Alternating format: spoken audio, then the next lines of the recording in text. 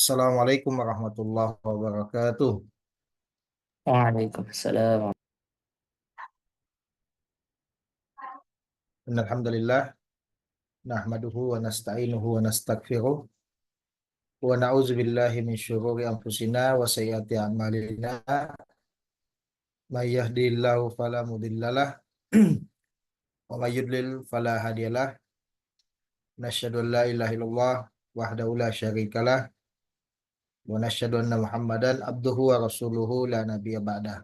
Amma ba'd, para pemirsa konsultasi syariah Dewan Syariah Wahda Islamiyah yang dimuliakan oleh Allah SWT.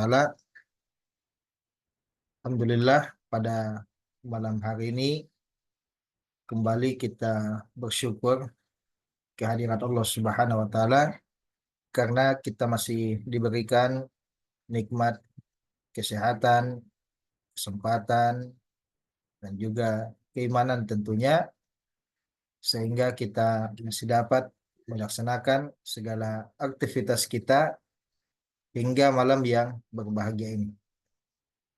Semoga Allah SWT senantiasa meridhoi dan memberkahi segala amal yang kita lakukan karena ikhlas padanya. Amin. Dan yang kedua, salawat beserta taslim tak lupa kita kirimkan kepada baginda yang mulia Rasulullah Sallallahu Alaihi Wasallam, di mana beliau adalah nabi dan teladan kita semuanya. Dan yang ketiga, para pemirsa konsultasi syariah yang dimuliakan oleh Allah, pada malam hari ini kami diamanahkan untuk membersamai para peserta dalam program kita pada malam hari ini. Insya Allah bersama kami mewakili Komisi Muamalah Dewan Syariah Wahda Islamiyah. Sebelumnya kami ingin suaranya jelas, Ustaz Amirullah. Ya, Alhamdulillah jelas sekali, Ustaz. Jelas ya, Alhamdulillah. Baik, langsung saja sebagai pengantar konsultasi kita malam, kita akan sedikit tentang jual beli, syarat jual beli dan syarat-syarat jual beli dalam Islam. Ya, jadi ini eh, tema kita, syarat jual beli dan syarat-syarat jual beli, syarat-syarat dalam jual beli dalam Islam. Ya, mungkin agak agak rumit ya, tapi apa namanya, insya Allah akan kita bahas ya, dan mudah ya, insya Allah taala. Baik, Bapak Ibu, ikhwan dan akhwat, para peserta yang dimuliakan oleh Allah SWT, dalam jual beli ada yang namanya syarat jual beli. Maksudnya apa? Ya, maksudnya jual beli kita itu tidak sah kalau syarat-syarat ini tidak terpenuhi. Jadi itulah yang kita maksud dengan syarat jual beli, yaitu syarat-syarat yang menjadikan jual beli kita ini sah ya di dalam Islam. Adapun syarat dalam jual beli, ah, kalau tadi syarat jual beli, kalau ini syarat dalam jual beli, artinya apa? Yaitu eh, penjual ataupun pembeli atau dua-duanya itu masing-masing mempersyaratkan sesuatu dalam jual belinya. Ya, jadi itulah yang disebut dengan syarat dalam jual beli. Artinya masing-masing pihak atau salah satu pihak, baik itu pembeli ataupun penjual, mempersyaratkan sesuatu dalam jual belinya. Baik. Eh, Mungkin lebih jelas lagi apa perbedaannya tadi kita sudah sampaikan kalau syarat jual beli itu jual belinya tidak sah kalau tidak terpenuhi. Ya, seperti misalnya ya, nanti kita lebih rinci lagi. Kita kasih contoh, misalnya dalam berjual beli objek yang diperjualbelikan itu harus maklumun, ya, harus jelas. Tidak boleh objek yang diperjualbelikan itu adalah objek yang gharar atau tidak jelas. Nah, itu. Kalau misalnya menjual sesuatu di dalam kantong, tapi dalam kantong itu tidak bisa dilihat dari luar, tidak bisa dipegang juga, hanya dikatakan saya jual kamu sesuatu dalam kantong ini dengan misalnya ya 100.000. Ya, itu kan gharar. Itu ya, maka jual belinya rusak. Jual belinya rusak. Itu namanya eh, ada syarat jual beli yang tidak terpenuhi sehingga jual belinya rusak. Ya, kalau syarat dalam jual beli, ya, kalau syarat dalam jual beli pada dasarnya syarat ini tidak ada. Ya, tapi kemudian dua muta'akidah ini, ya, dua yang berakad, pembeli dan juga penjual, sepakat akan syarat ini. Contohnya, ya, contohnya misalnya saya beli lemari, saya beli lemari dari tukang kayu, dia sebagai penjual. Saya katakan saya beli lemarimu dengan syarat kamu, ya, kamu antarkan lemari ini ke rumahku. Kamu antarkan lemari ini ke rumahku.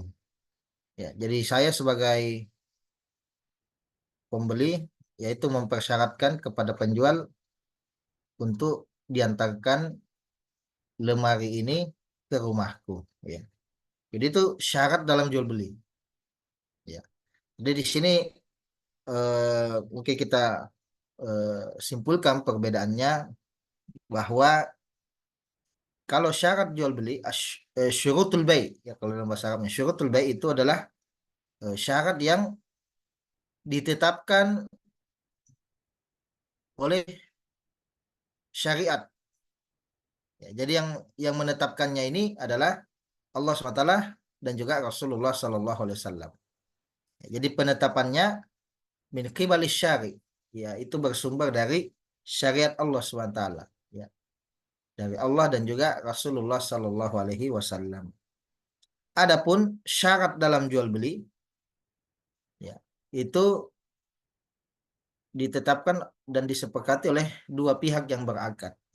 Ya, seperti tadi, ya, saya syaratkan kamu antar, kamu antar lemarinya ke rumahku. Itu siapa yang menetapkan itu? Yang menetapkan adalah dua pihak yang berakad, ya, sesuai kesepakatan.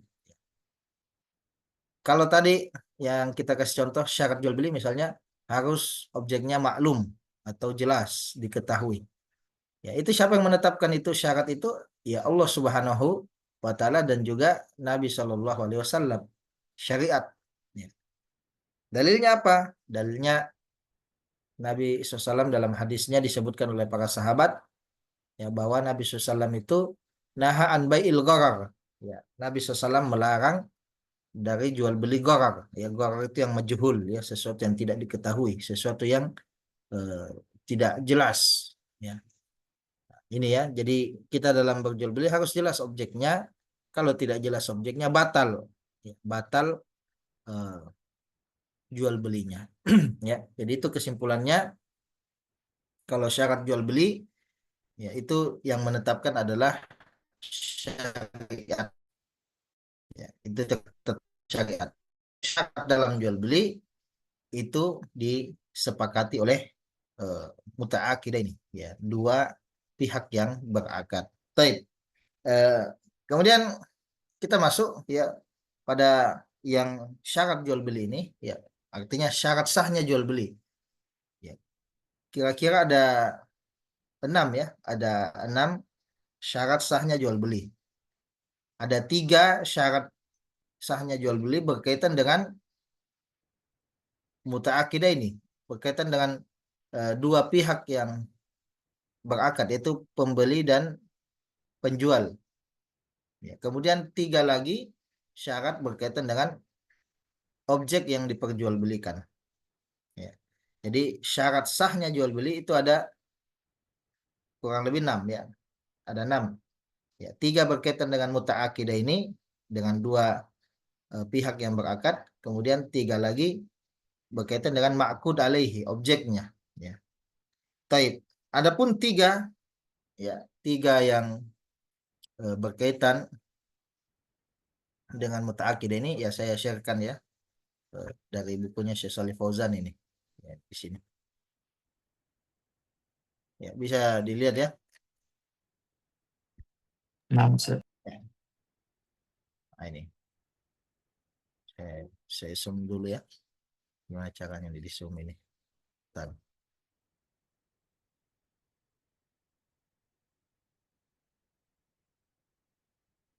Ya, saya share ulang. Ya. Nah, ini dia ya. Yustaratu fil akidah ini ya disyaratkan dalam akidah ini dua yang berakad. Yang pertama adalah taradhi. Ya, harus ada keridoan dari pembeli dan juga penjual. Ya. Kalau misalnya salah satu pihak itu tidak ridho atau istilahnya mukrah, ya, dipaksa, maka jual belinya batal. Jual belinya batal dan rusak. Konsekuensinya apa? Kalau jual beli itu rusak batal, maka implikasi jual belinya tidak terlaksana. Apa implikasi dari jual beli itu? Implikasi dari jual beli adalah pemindahan kepemilikan. Pemindahan kepemilikan. Jadi kalau saya misalnya membeli HP, handphone, dan eh, semua syaratnya terpenuhi, berarti jual belinya insya Allah sah. Ya. Artinya apa? Kalau jual belinya sah, terjadi secara resmi pemindahan kepemilikan. Ya, jadi handphone yang tadi milik orang itu menjadi milik saya. Uangnya yang tadinya milik saya itu milik. Jadi kalau jual belinya sah, ya kalau jual belinya sah. Tapi kalau jual belinya itu tidak sah atau batal, rusak, ya, maka implikasinya tidak ikut. Berarti apa? Ya, berarti kalau jual belinya rusak, hartanya itu eh, harta yang haram, ya, harta yang haram, ya, karena eh, jual belinya rusak, ya, seperti itu.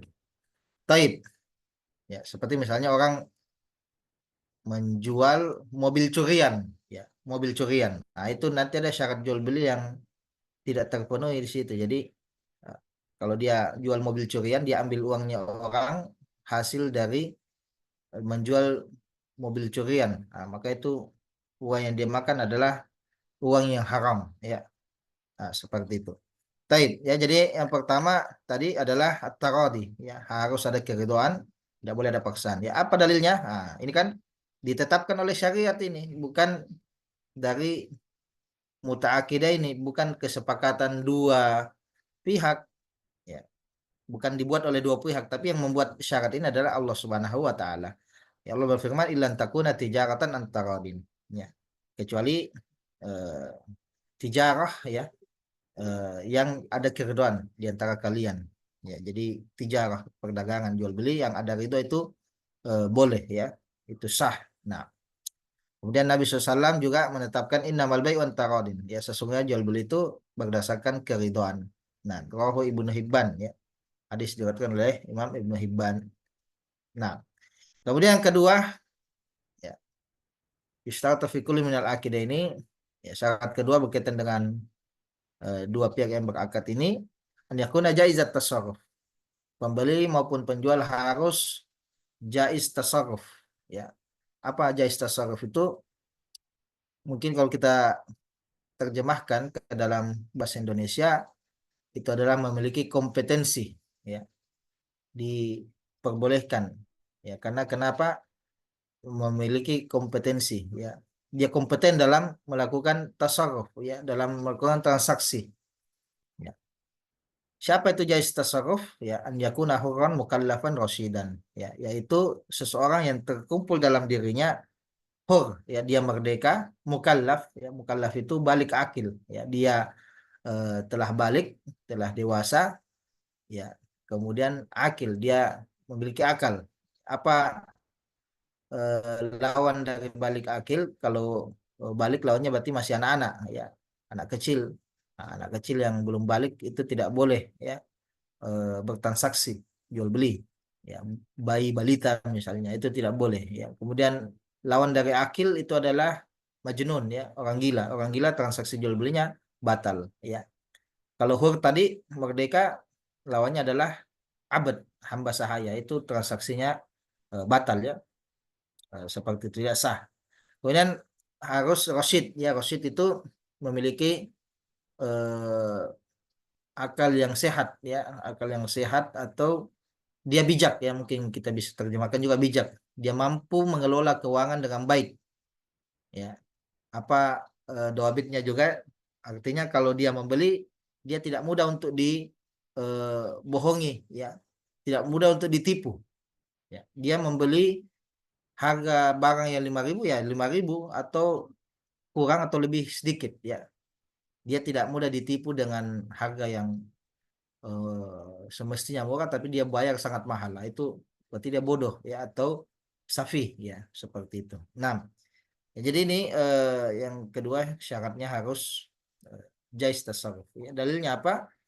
Allah SWT berfirman, di sini tidak disebutkan tapi Allah SWT berfirman, wala tutus sufaha amwalakum, ya. Allah berfirman, jangan kalian berikan orang yang safih, ya, orang yang tidak kompeten itu harta kalian, yaitu mamnu minat tasarruf, itu dilarang untuk bertransaksi. Anak kecil, orang gila, orang yang bodoh, ya, bodoh di sini bisa kita juga berikan contoh orang yang idiot, ya, orang idiot yang tidak mampu mengelola dengan bijaksana, ya, dan itu ada, ya, orang seperti itu kita tidak boleh eh, membiarkannya untuk melakukan transaksi jual beli, ya, tentu untuk kemaslahatan mereka sendiri, ya. Nah, tidaklah syariat melarang mereka bertransaksi kecuali ada maslahat. Nah, taib. Kemudian syarat yang ketiga, syarat jual beli, yustaratu fi kullin minal aqidah ini an yakuna malikan lil maqud alaihi au qaiman maqama malikihi. Ya, harus, ya, penjual dan pembeli ini harus dialah yang memiliki barang, ya, atau objek transaksinya, ya. Jadi kalau dia menjual mobil, mobil itu miliknya, ya. Kalau dia membeli mobil dengan uang, uang itu adalah miliknya. Ya, makanya tadi kalau kita kasih contoh misalnya dia menjual mobil curian, ya, berarti dia bukan pemiliknya. Ya, implikasinya apa? Implikasinya berarti tidak terjadi pemindahan kepemilikan. Ya, artinya dia dia ambil itu uangnya orang, ya, dengan menjual mobil curian, ya. Uang yang diambil dari hasil penjualan mobil curian ini adalah uang yang haram, ya, karena itu masih bukan miliknya, ya, karena jual belinya rusak, ya, jual belinya rusak. Nah, malikan lil ma'qud, harus dialah pemiliknya, objek yang diperjualbelikan dialah pemiliknya, au qaimam maqama malikihi, ya, atau dia wakil, ya, wakil dari penjual, ya, atau wakil dari pembeli, ya. Nah, wakil dari penjual atau dia wakil dari pembeli, ya, dia diwakilkan untuk menjual mobilnya fulan, ya. Nah, ini sah jual belinya. Nah, dalilnya apa? Nabi SAW bersabda, la tabi malisa indakah, ya. Janganlah, kata Nabi SAW, engkau menjual apa yang bukan milikmu, ya. Seperti itu. Nah, jadi ini kita lihat eh, tiga, ya, yang berkaitan dengan akidah ini, dua yang pihak yang bertransaksi jual beli. Dan ini semua penetapannya langsung dari syariat, ya. Yang menetapkan ini adalah Allah dan Rasulnya. Kemudian yang berkaitan dengan ma'qud alaihi, tiga yang berkaitan dengan objek, ya. Yang pertama, yakuna mimma yubah lintifa' bihi mutlaqan. Ya, objek yang diperjualbelikan harus yang mubah, ya. Harus yang halal. Ya, mubah itu boleh. Ya, apa lawannya? Berarti lawannya adalah yang haram ya. Itu tidak boleh diperjualbelikan khamar, yaitu haram itu. Jadi kalau ada orang yang perjualbelikan khamar, ya maka uangnya uang haram ya, karena jual belinya rusak. Ya, berarti kalau rusak, implikasi jual belinya tidak ikut. Ya, seperti itu. Nah, kemudian yubahul intifa bisa dimanfaatkan. Jadi sudah mubah, kemudian dia bisa dimanfaatkan. Kalau tidak bisa dimanfaatkan, juga tidak sah jual belinya. Misalnya apa contohnya yang tidak bisa dimanfaatkan? Saya jual eh, 1 sendok pasir, ya, 1 sendok pasir di laut. Nah, ini kan tidak ada, ya, tidak ada manfaatnya. Kalau kalau menjual 1 truk pasir itu ada manfaatnya, tapi kalau 1 sendok pasir, ya rasa-rasanya tidak ada manfaatnya. Ya, itu tidak sah juga. Ya Allah alam bisawab ya, karena tidak ada manfaatnya. Atau saya jual satu satu bagian sendal saya, ya. Nah, itu juga tidak ada manfaatnya itu, karena kita jalan dengan dua dua sendal, ya. Nah, intinya harus yang bermanfaat, yang bisa dimanfaatkan, ya. Nah, mutlakon ya, mutlak bisa dimanfaatkan, ya. Bukan keluar dari kata mutlak ini, bukan sesuatu yang bisa dimanfaatkan dalam keadaan darurat, seperti misalnya khamar. Khamar itu bisa dimanfaatkan kalau darurat, ya. Tapi dia tidak mutlak, ya. Beda dengan air, ya. Air putih misalnya bisa dimanfaatkan mutlak, secara mutlak, baik dalam keadaan darurat ataupun tidak darurat. Nah, type ya, kita percepat. Kemudian yang kedua, ya, atau yang kelima ya. Jadi 3 tadi sudah, ya. Kemudian ini yang kelima secara umum. Kemudian yang kedua yang berkaitan dengan makud atau objeknya, ya. Yang kedua adalah an yakuna maqduran ala taslimihi, ya, bisa diserah terimakan. Objeknya bisa diserah terimakan. Kalau objeknya tidak bisa diserah terimakan, seperti misalnya, nah disebutkan di sini ya, apala yasihu bai'u abadin abik. Ya, kata Syekh Saleh Fauzan dalam kitabnya ini Mulakhas Fikih, kata beliau tidak boleh menjual hamba sahaya yang kabur, ya, budak yang kabur. Nah, budak kan di zaman dahulu bisa diperjualbelikan. Ya, dia harta yang sah, bisa diperjualbelikan. Nah, tapi kalau budaknya kabur, nah, itu tidak bisa dijual. Kenapa? Gue makdur ala taslimihi, tidak bisa diserah terimakan. Ya, kalau kita kiaskan di zaman sekarang ini, ada orang misalnya motornya hilang, ya. Maka dia jual motornya itu yang hilang. Dia bilang saya jual motor saya yang hilang dengan harga murah. Ya harganya murah, tapi ketika ditanya mana motornya, nah, motornya cari sendiri. Ya. Nah, nanti kalau kau dapat, kau ambil. Nah, itu jual belinya tidak sah. Ya karena kenapa? Gue maktur alat taslimi, tidak bisa diserah terimakan. Ya. Nah, tapi kalau saya jual HP ini barangnya ada, bisa diserah terimakan, maka insya Allah eh, jual belinya sah, ya, jual belinya sah. Nah, kemudian yang ketiga ini tadi yang kita sampaikan, ya, an yakuna kullu minhuma makluman, ya, objek yang ditransaksikan itu harus maklum, baik uang ataupun barangnya, ya, tidak boleh ada gharar, ya, tidak ada boleh gharar atau ketidakjelasan. Contohnya apa di sini? Kita ambil satu contoh, bai'u hamlin fi batn, ya, menjual janin yang ada di kandungan induknya, ya, misalnya janin sapi, ya, itu dijual. Nah, ini tidak boleh karena tidak jelas, ya, itu majhul atau gharar, ya, itu tidak boleh, ya, atau jual belinya rusak karena majhul, ya, karena tidak jelas. Nah, ya, dan apa dalilnya? Dalilnya anna Nabi sallallahu alaihi wasallam an bai'il gharar, ya, tidak disebutkan sini bahwasanya Nabi SAW melarang dari jual beli gharar, ya. Gharar itu adalah sesuatu yang majhul. Ya, adapun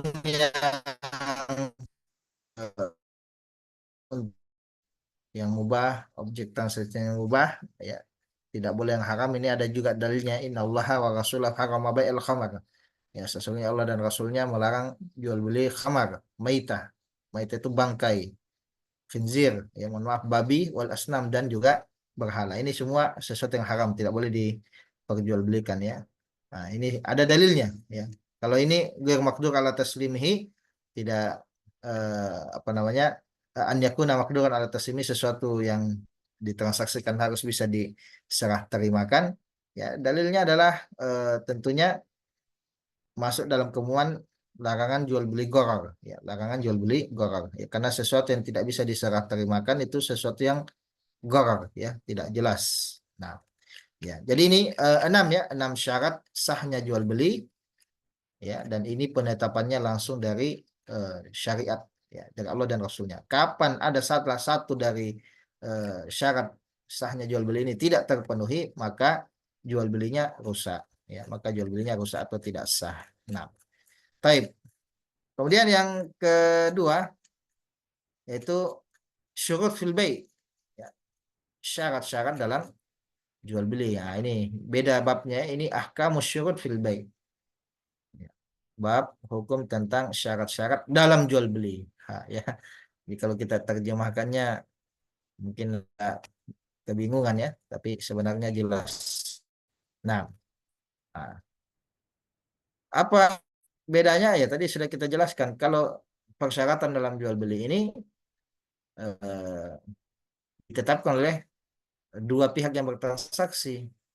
Ya, bukan syariat yang menetapkan. Ya.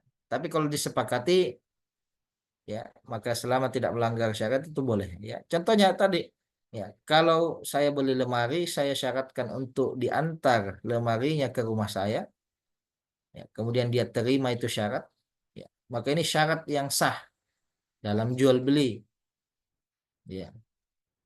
Dan kita katakan, ya, mengantarkan lemari ke rumah pembeli, ya, mengantarkan, sekali lagi, mengantarkan lemari ke rumah pembeli itu tidak ada dalilnya dalam Quran dan Sunnah, ya, dicari sampai kapanpun, ya, secara spesifik itu tidak ada dalilnya, ya. Tapi kalau syarat ini disepakati dan diadakan, ya, oleh dua pihak dan disepakati, maka ini wajib untuk ditunaikan, ya, wajib untuk ditunaikan, ya, karena Nabi SAW bersabda dalam hadisnya, al muslimuna ala syurutihim, ya, kaum muslimin itu harus sesuai dengan syarat yang telah disepakati, ya. Kalau dicari dalilnya tidak ada, ya, maksudnya kalau dicari dalilnya, mana dalilnya orang yang beli lemari, ya, boleh mempersyaratkan, ya, atau harus mempersyaratkan antar ke rumahnya, ya, tidak ada secara spesifik, teksnya tidak ada, ya. Nah, atau contoh lainnya, ya, contoh lainnya, saya membeli saya membeli laptop laptop kamu, ya, kemudian penjualnya mengatakan, ya, tapi saya mempersyaratkan sesuatu, ya, kemudian saya tanya apa syaratnya, dia katakan syaratnya kamu harus bayarnya pakai dolar, ya, pakai uang dolar, saya tidak mau terima dengan rupiah, ya, seperti itu, ya. Jadi ini kalau kita cari teksnya tidak ada dalam Quran dan Sunnah, ya. Tapi ini kalau dipersyaratkan kemudian dua-dua pihak sepakat, maka wajib untuk diiltizam, ya, wajib untuk dipenuhi, ya, wajib untuk dipenuhi. Nah, taib, singkat, ya, 4 menit lagi, ya, syarat dalam jual beli ini terbagi jadi dua, ada yang sah, ya, ada yang tidak sah. Yang sah itu secara umum ada dua, yaitu apabila yang pertama limaslahatil akad, apabila syarat ini dipersyaratkan untuk maslahat akad. Contoh misalnya, ya, saya mau membeli laptop fulan dengan cicil, ya, maka fulan ini mau menerima, ya, tapi dengan syarat ada rohan, ada yang digadaikan. Nah, ini, ya. Jadi penjualnya mempersyaratkan barang gadaian atau rohan, ya, karena saya mau cicil. Ini boleh, ini karena untuk maslahat akad ini, ya, untuk menjaga akad ini supaya hak bisa terpenuhi, karena banyak orang mencicil, ya, berutang tapi kemudian tidak bisa bayar atau tidak mau bayar. Maka dengan adanya rohan ini bisa menjaga haknya orang, ya, yaitu yang memberikan utang. Nah, ya. Kemudian yang lainnya ya, yaitu mempersyaratkan adanya manfaat, ya. Manfaat bisa dimanfaatkan objeknya atau adanya manfaat pekerjaan, ya. Kalau manfaat pekerjaan tadi jelas ya. Misalnya saya beli lemari dengan syarat lemarinya ditausil atau diantarkan ke rumah saya. Itu jadi ada saya mempersyaratkan satu pekerjaan untuk penjual ini, yaitu mengantarkan lemarinya ke rumah saya. Atau misalnya Bapak Ibu, ikhwan akhwat beli kelapa. Ya, Deng, saya beli kelapamu. Ya, syaratnya kamu kupaskan. Ya, kamu kupaskan kelapanya. Nah, itu kan amal itu, ya, itu pekerjaan. Ya, itu boleh saja. Kalau dia terima, enggak apa-apa. Alhamdulillah malah ya. Nah, atau misalnya manfaat pada objeknya. Ya, saya beli motormu. Ya, dia katakan ya saya jual motor saya, tapi saya syaratkan satu, antar saya dulu ke rumah saya ya dengan motor ini. Ya, ini mempersyaratkan manfaat pada objek ya. Dan ini boleh ya. Intinya selama itu manfaat yang boleh ya silakan saja ya, dan disepakati ya silakan. Nah, kemudian yang terakhir syarat yang rusak. Nah, syarat yang rusak ini terbagi jadi dua. Ada syarat yang rusak dan membatalkan akad. Ada syarat yang rusak tapi tidak membatalkan akad. Ya. Syarat yang rusak dan membatalkan akad seperti misalnya mempersyaratkan adanya akad lain. Ya, kalau di sini disebutkan an yashtaratu ahaduhuma 'alal akhar aqdan akhar. Ya, mempersyaratkan dalam jual beli ini akad yang lain.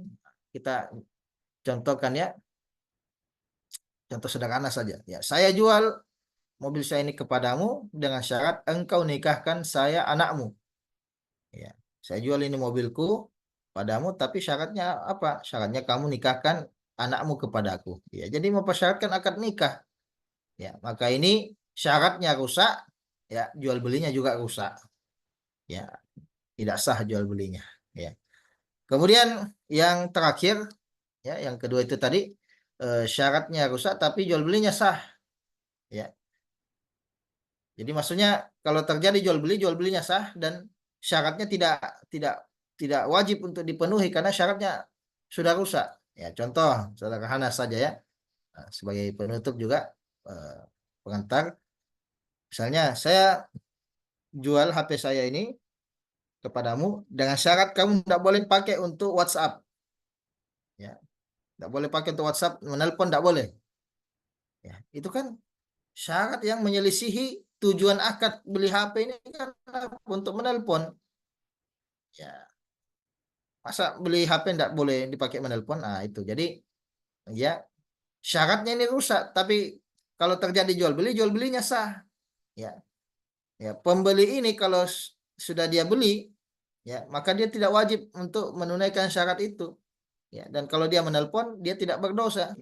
Ya, nah, akadnya sahih, ya, tapi syaratnya rusak.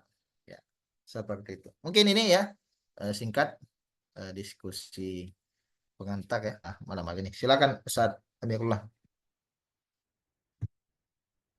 Baik, Ustaz. Masya Allah. Syukran wa jazakumullah khairan kepada Ustaz kita atas materi pengantar di malam hari ini terkait dengan syarat-syarat jual beli dan syarat jual beli dalam Islam. Ya, menambah pengetahuan kita terkait dengan masalah transaksi jual beli. Ya, semoga kita mendapatkan ilmu yang bermanfaat dan bisa kita uh, amalkan dan praktekkan.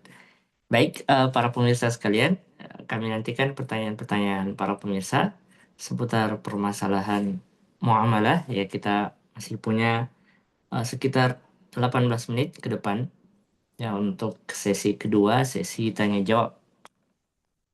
Silakan kirimkan pertanyaan Anda melalui kolom komentar uh, live Zoom ataupun uh, jika ada yang ingin bertanya langsung, silakan raise hand untuk dipersilakan. Barakallahu fikum. Baik,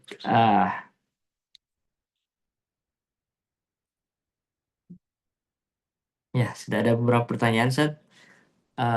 Pertanyaan yang pertama mungkin terkait dengan materi, ya.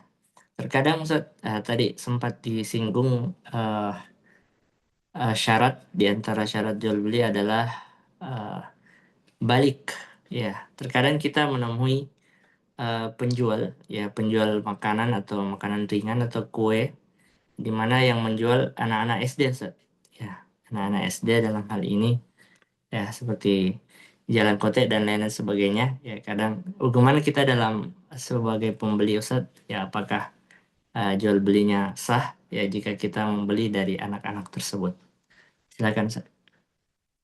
Ya, jadi ya itu tadi kan dalam syarat sahnya jual beli pihak yang berakad itu haruslah jais tasarruf ya, dan jais tasarruf itu adalah yang akil balik ya.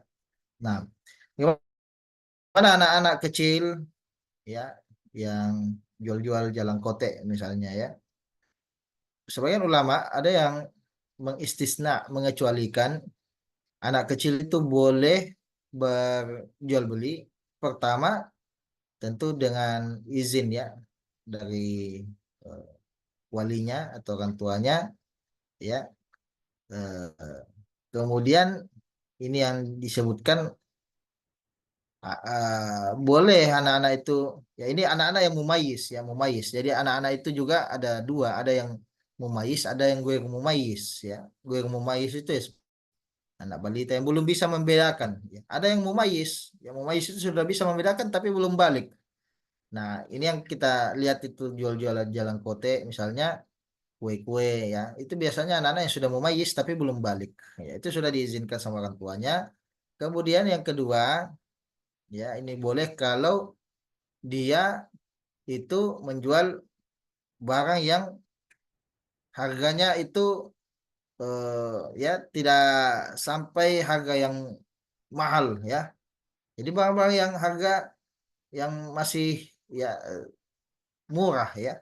Jadi tidak tidak mobil misalnya. Anak-anak disuruh jual mobil ya bisa buntung nanti ya, ditipu atau apa ya. Nah, itu tidak boleh. Tapi kalau misalnya jalan kote di 500 1000 ya itu tidak tidak mengapa itu. Ya. Dan itu juga bagian dari ibtila ya. Ibtila itu diuji, memang anak-anak itu ya dilatih, diuji. Wabtalul yatama ya. Allah SWT berfirman, wabtalul yatama ya. Anak-anak yatim itu yang dikasih uang warisan langsung, tapi ibtila dulu, diuji dulu. Kalau dia sudah mendekati usia balik, diuji ya untuk mengetahui dia itu sudah rush atau dia sudah rosyid ya, dia sudah bijak dalam menggunakan uang itu ya, harus kita uji dulu. Ndak, ujiannya ini ya kita suruh dia membeli barang-barang yang murah ya, misalnya belikan saya dulu nak belikan saya dulu garam misalnya ya, ya garam di toko ya, itu kan harganya berapa, 5.000 10.000. Nah, ini boleh boleh ya, yang barang-barang kecil ya, yang harga-harga murah ya. Atau jual jalan kote 1.000 2.000 ya, itu tidak apa-apa, itu bagian dari ujian ya. Kita bisa menilai nanti dia sudah layak atau tidak. Nanti kalau sudah layak, sudah rush ya, dan sudah balik, nah, boleh secara utuh ya. Seperti itu. Jadi tidak masalah ya, eh, beli jalan kote ya, kalau beli juga bagi-bagi juga ya ke ke teman-temannya atau saudara-saudaranya ya, seperti itu. Kalau lebih suap. Baik, Ustaz. Masya Allah. Jazakumullah khairan wa barakallahu fikum atas jawabannya, Ustaz. Kita lanjutkan. Ya, ada yang resen, peserta dari Zoom. Kami persilakan atas nama saudari Fatma. Silakan dibuka mic-nya, lalu bertanya kepada Ustadz kita.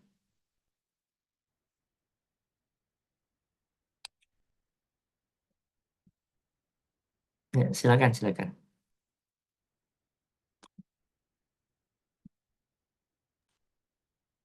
Ya, silakan Bunda Fatmah dibuka mic-nya mungkin, atau tidak sengaja pencet ini raise hand.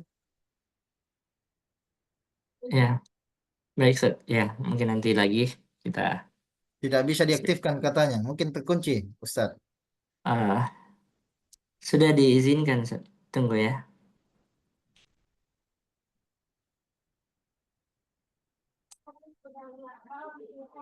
Ya, sudah aktif kayaknya.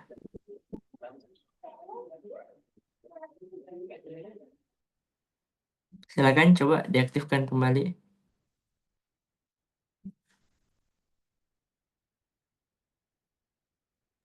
Ya, Lain, harusnya bisa, Ustaz.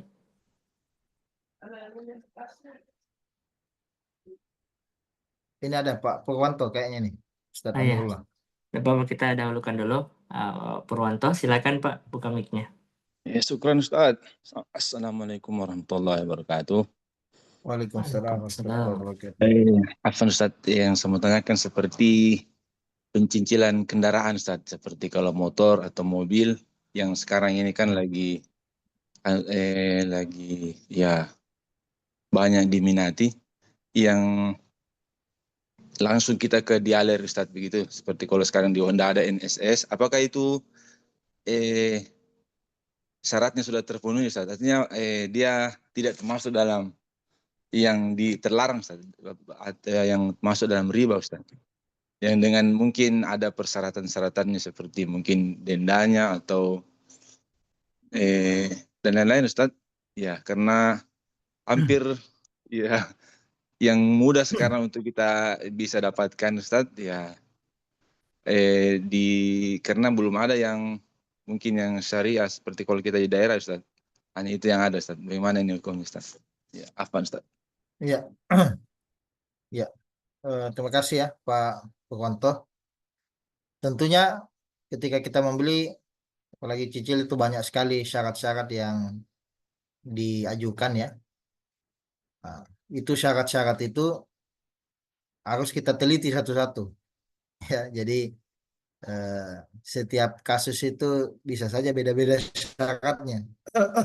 Ya, jadi case by case ya, kasus per kasus. Ya, jadi dalam transaksi apapun ya, itu kalau banyak syaratnya baca baik-baik. Ya, baca baik-baik jangan sampai ada yang melanggar ya, seperti itu. Tapi secara umum ya tadi pertanyaannya bagaimana, ada persyaratan denda ya. Persyaratan denda itu tadi kasusnya cicil ya. Nah, itu kita sudah tahu semua, denda itu dalam utang adalah riba ya, riba. Kalau ada itu persyaratannya, maka hindarkan ya, hindarkan, jauhi, dan itu adalah riba yang terlarang ya, yang tidak diperbolehkan oleh Allah Subhanahu wa taala. Tapi perlu juga kita ketahui ya, saya eh, menyampaikan apa yang difatwakan ya oleh, bukan Dewan Syariah Islamiyah tapi Desen ya, Dewan Syariah Nasional MUI ya. Jadi kalau eh, Bapak Ibu mungkin pernah bertransaksi dengan bank syariah ya, itu ada denda juga, ada denda di bank syariah ya, ketika misalnya berutang ya, baik utang itu karena jual beli atau lainnya ya, itu ada denda. Kalau fatwa DSN MUI ya, denda itu boleh ya dipersyaratkan, tapi ini perlu diketahui ya, ini saya sampaikan di fatwa DSN MUI, saya sampaikan ke sini, itu boleh dendanya asalkan katanya itu denda itu tidak masuk sebagai kas ya, sebagai kas yang menambah pundi-pundi dari misalnya bank syariah ya, seperti itu, atau dealer syariah misalnya. Jadi denda itu dipersyaratkan untuk ya mendisiplinkan ya, mendisiplinkan kreditur ya, kreditur yang mencicil ya. Nah, itu ya, itu uangnya tidak boleh masuk sebagai pendapatan ya. Jadi di akuntansi bank itu, bank syariah ya, denda itu kalau misalnya ada yang kena denda ya, bayar ke bank, itu bank tidak masukkan sebagai pendapatannya ya, itu nanti dialihkan ke sosial ya, sosial. Jadi babnya dia bab takzir ya, bab takzir dia ya, bab hukuman atau ya punish ya, punish hukuman ya. Nah, iqab dalam bahasa Arabnya. Jadi itu ya, kalau misalnya ada kita dapati di bank syariah, oh kenapa ada dendanya? Perlu kita ketahui bank syariah di Indonesia itu eh, dia punya Dewan Pengawas Syariah, dan Dewan Pengawas Syariah itu dia harus ya menjalankan sesuai fatwa Desain MUI ya, dan Desain MUI ya mau tidak mau ya mereka ada para ulama kita juga ya, dan semua adalah ijtihad ya, ijtihad. Yang salah itu yang salah jelas, yang mereka juga haramkan itu apabila uang denda itu masuk dan dikonsumsi sebagai kas kepemilikan. Nah, itulah yang tidak boleh ya. Nah, jadi mungkin masih ada yang bingung kenapa di Bank Syariah kok masih ada dendanya. Itu sebenarnya ah, perlu kita teliti lebih dalam. Itu tidak masuk dalam uangnya, pembukuan akuntansinya Bank Syariah sebagai uang pendapatan, bukan. Tapi Bank Syariah itu misalnya seperti BSI ya, kita sebut merek saja BSI misalnya, itu ada lembaga sosialnya itu ya, Basic Care atau apa begitu ya, itu lari ke situ, itu nanti dipakai untuk membangun jembatan ya, membangun fasilitas umum seperti itu ya. Tapi ala kulli hal tentu ya, secara tidak langsung juga diakui bahwa denda ini sebenarnya ada syubhat ribanya ya, makanya mereka tidak mau ambil kan, seperti itu. Nah, tapi dipersyaratkan sebagai hukuman ya, supaya orang itu tidak menunda-nunda, karena di zaman kita ini orang itu banyak tidak mau bayar utang. Nah, itu ya, seperti itu. Allah alam bisawab ya. Jadi tinggal dilihat saja Pak Purwanto ya, dilihat saja ya dia ini lembaga keuangan syariah atau tidak. Kalau lembaga keuangan syariah, ciri khasnya itu ada DPS-nya, Dewan Pengawas Syariah, dan Dewan Pengawas Syariah itu dipantau oleh MUI ya, dan Dewan Pengawas Syariah itu harus ya berjalan juga sesuai dengan ijtihad DSN MUI, fatwa DSN MUI. Ya bisa saja misalnya saya ini, misalnya saya jadi Dewan Pengawas Syariah di satu lembaga keuangan syariah, bisa saja saya punya pendapat lain ya, tapi secara peraturan ya itu dibolehkan kalau sesuai dengan DSN MUI ya, seperti itu fatwa DSN. Jadi seperti juga misalnya eh, cicil emas ya, cicil emas itu kalau di Dewan Syariah Islamiyah mungkin ya, nanti akan ada mungkin makalahnya keluar ya, sudah dibahas kemarin di rapat Dewan Syariah, mungkin akan menyimpulkan tidak boleh ya, tidak boleh ya, dan itu juga pandangan kami pribadi ya. Tapi di bank-bank syariah itu kita lihat marak sekali cicil emas. Ah, itu kenapa semua itu seperti itu? Karena ada fatwanya dari DSN MUI, boleh. Ya, seperti dan itu ya hasil istihad ya, hasil istihad. Ya, meskipun kita bisa berdiskusi, itulah yang terjadi ya. Fatwa DSN boleh cicil emas ya. Padahal kalau kita mungkin mau lebih ya lebih jaga-jaga, itu mestinya enggak boleh ya, karena emas itu ya dia adalah barang ribawi ya. Tapi ada fatwanya. Jadi itulah ya apa yang perlu kita ketahui juga, dinamikanya seperti itu. Allah alam bisawab. Baik, Ustaz. Syukran wa barakallahu fikum, Ustaz. Semoga dipahami oleh saudara penanya. Ini ada pertanyaan yang di awal-awal tadi Ustaz sudah mengirimkan di awal kita mulai, kita bacakan mungkin ya, karena dia pertanyaan pertama. Dari hamba Allah. Terkait dengan emas juga Ustaz.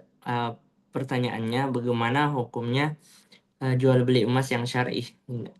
Pertanyaan khususnya maraknya jual beli emas online lewat aplikasi pegadai Ustaz. Seperti bank.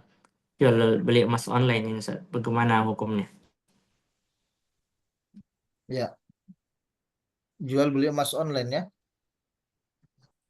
Ya, intinya dalam jual beli emas itu harus, yang ini pendapat pribadi ya, yaitu harus ada transaksi ya dan biadin ya, tunai, kalau istilah kita tunai yang diserah terimakan di majelis akad ya, diserah terimakan di majelis akad ya, seperti itu. Kalau misalnya emasnya itu tidak diterima di majelis akad ya, maka dia riba ya, maka dia riba nasiah itu ya, riba nasiah ya.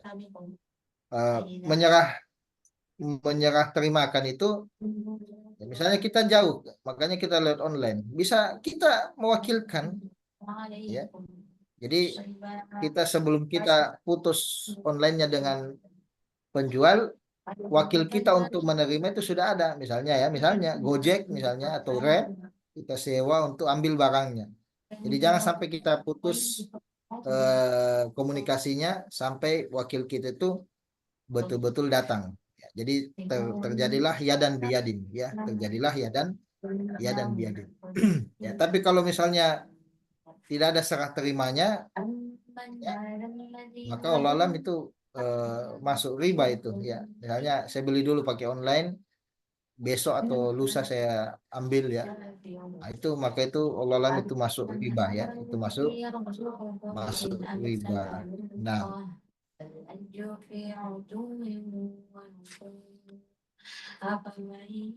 Taib Ustaz, Barakallahu fikum Ustaz atas jawabannya. Semoga dipahami oleh saudara penanya tadi. Ini ada pertanyaan tadi dari umum atau saudari Fatma tadi Ustaz yang tidak bisa open mic. Ya terkait dengan yang kita singgung tadi Ustaz, program hari apa ya istilahnya market day, ya hari pasar di sekolah-sekolah seperti TK, ya kadang diadakan siswa-siswa melakukan transaksi jual beli, tapi didampingi oleh guru. Ya, apakah boleh hal seperti ini? Dan juga katanya pernah ada sekolah TK yang menjual hasil karya anak ke orang tua, ya, misalnya gambar dan lain sebagainya. Lalu dijual ke orang tua anak masing-masing. Bagaimana hukumnya, Ustaz? Kayaknya terkait dengan syarat tadi, Ustaz. iya. Jadi tadi sudah kita jelaskan, ya. eh, Pada dasarnya anak-anak itu ya tidak tidak bisa bertransaksi, mamnu minat tasarruf, ya. Tapi kita sudah jelaskan, ya, kalau ada pendampingan atau izin, ya, dari walinya, ya, seperti itu, ya. Dan biasanya market day di sekolah itu kan sudah disampaikan ke walinya, ya, seperti itu, ya. Kemudian juga eh, dalam barang yang tidak mahal, ya. Apa yang dijual anak-anak itu, ya, wafer, ya, 1.000, jalan kote 1.000, ya. Seperti di sekolah anak saya juga ada, ya, market day, ya. Jadi barang-barang yang tidak mahal, ya, sudah mendapatkan izin juga, ya, dari wali, ya, dan dalam rangka pendidikan, ya, itu tidak mengapa, insya Allah taala, ya, insya Allah taala, ya. Karena eh, terkadang dalam pendidikan itu, ya, ada hajat mendesak sehingga kita melakukan sesuatu yang mungkin sebenarnya dalam keadaan normal tidak dibolehkan, ya, seperti itu, ya. Tapi dalam rangka pendidikan, ya, maka itu eh, tidak mengapa, ya.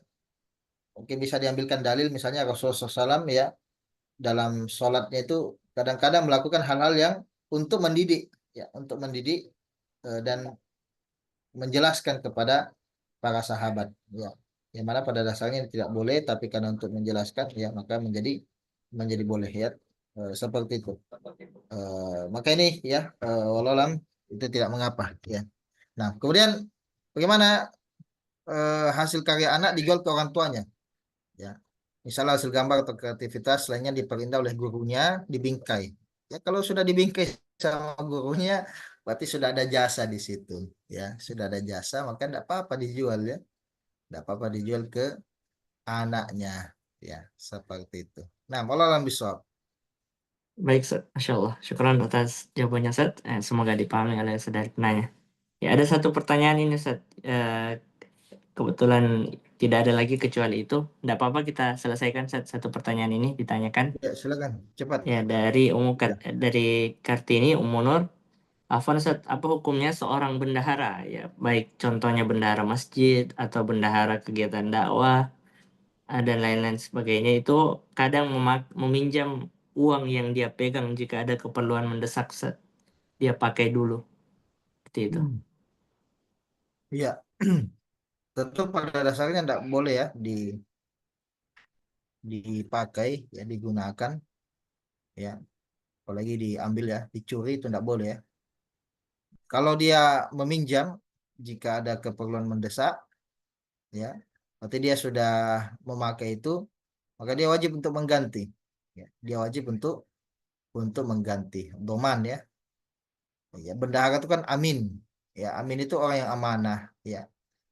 Dan dia yaduhu yadu amanah ya. Tangannya itu adalah tangan amanah ya.